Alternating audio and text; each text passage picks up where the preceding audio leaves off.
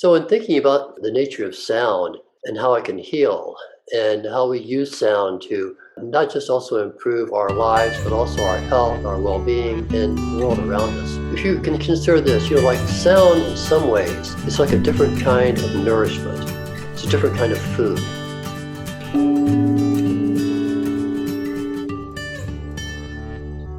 So, if you look at how sound works, how does it actually work in terms of creating better health? It's like a different kind of nourishment. If you're eating really good food, you have a very good diet, you're going to be generally healthier and probably happier too. Because what you're putting into your body is going to be assimilated, accumulated, and distributed through the physical body and the energy body. It's really the same way with sound too. Sound is just a higher level of, you might just say, feeding the soul, feeding the body, feeding the mind. It brings us a different type of nourishment that we can have. And just like with good food or bad food, there's also think of good sound or not so good sound, right? So obviously, not every sound is healing, right? You hear a bomb going off, you hear the sirens going down the street, you hear the busyness of traffic around you. That would not be considered to be too healing, right? There's a certain quality of sound that makes it into a healing relationship. It gives it what the yogis would call high prana, vital life force, things that you require to thrive and to live. And we've become so disassociated with that type of sound in our culture, in our world, that sometimes we don't really, it's just like good food. If you don't eat good food at all, if you're always eating bad food, junk food, if that's your diet, sometimes it's actually even hard to appreciate good food or what it can do for you. It's very much the same way now. We're living in a place, for most of us anyway, in the 21st century, where the sounds we hear are generally not the sounds that nurture and nourish us.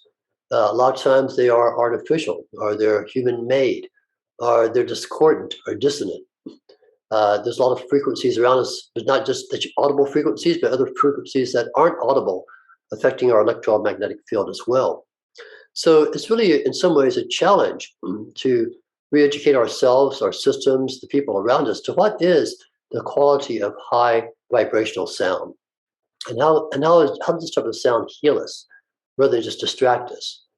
For many people, and this has actually been true for a number of years actually, we tend to put sound into our lives. We choose to put sound into our lives, right? Because a lot of times we don't choose it, it's just there. But when some of us choose to put sound in our lives, where do we go to sometimes? Well, we go to recordings, we go to music, we plug in, we have our headphones on, our earbuds in, and we're listening to a certain type of sound. Does that sound good or is it bad? It's not really good or bad, but let's just say the sound that you tend to put into your head, or most people tend to tune into, that's not the very highest quality, right? It's something that most people use for distraction, to keep the mind busy, to maybe make you feel a little up for a while. But in some ways, that sound is not the sound that heals. And so let's look at what is sound that heals. And I think one way to look at it is, again, just go back to the primal nature of the human being, how we came into this world, how we live in this world for thousands of years, more than you can imagine, right?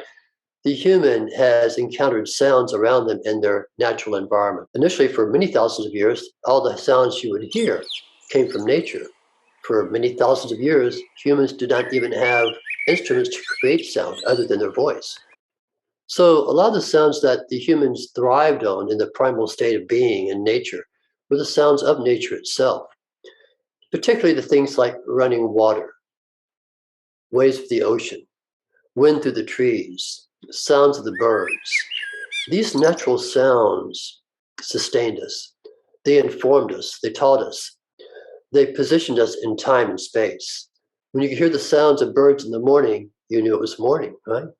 Or you knew it was going to be a fair day, sunshine, because the birds were out.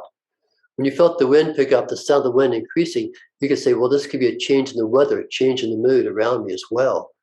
So we really were dependent upon sound for many, many, many years to inform us, to elevate us, to educate us, and yes, also to heal us as well. Over time, humans discovered that they could also create sound that could be healing as well. In fact, one of the first uses of the human voice, other than just the basic communication, was to use the human voice to heal.